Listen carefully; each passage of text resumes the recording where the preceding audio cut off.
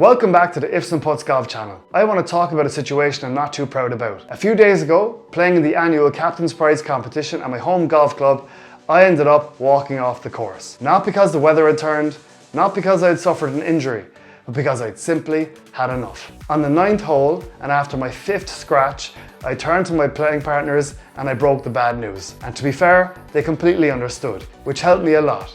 But I understand it's a situation that most golfers can relate to. The feeling of quicksand, where the harder you try, the more you get yourself into trouble. And that's exactly where I was at. My time was better spent elsewhere. On the drive home, I tried to identify the root cause as to why I was so bad that day.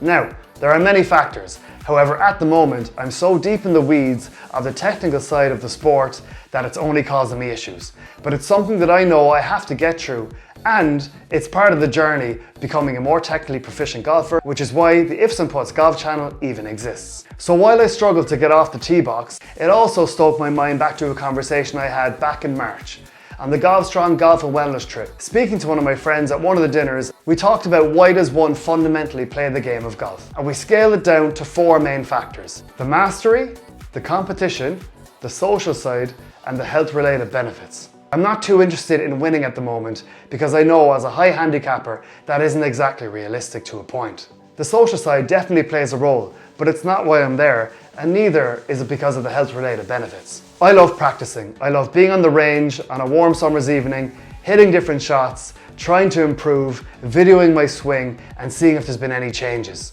I also love watching the best in action. It's intriguing and fascinating the fact that the best players in the world all can look so different, hitting incredibly similar shots. They all make it look so simple, but I'm assuming that their journey to make it at the highest level was anything but. The rhetorical question, why am I playing this game, is something you might hear quite regularly on the golf course.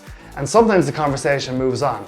In fact, recently, playing with a playing partner, he mentioned that it's simply because the average amateur golfer can hit just as good shots every now and again as the best in the world. And he's right, it's the only sport that provides that feeling. For me, mastery on the golf course can come in many forms. Hitting a power draw, fading around a dogleg, hitting a 15-foot putt and seeing it trickle in, getting up and down to safe par, the list goes on. So on that, I'd love to hear why you play the game of golf. Of the 4 factors that we identified, the mastery, the competition, the health-related benefits, and the social side, which one is it? Or have I entirely skipped out on the main factor why you play the game? I'd love to hear more. Add a comment below or follow the Ifs and Puts Golf platforms on TikTok and Instagram.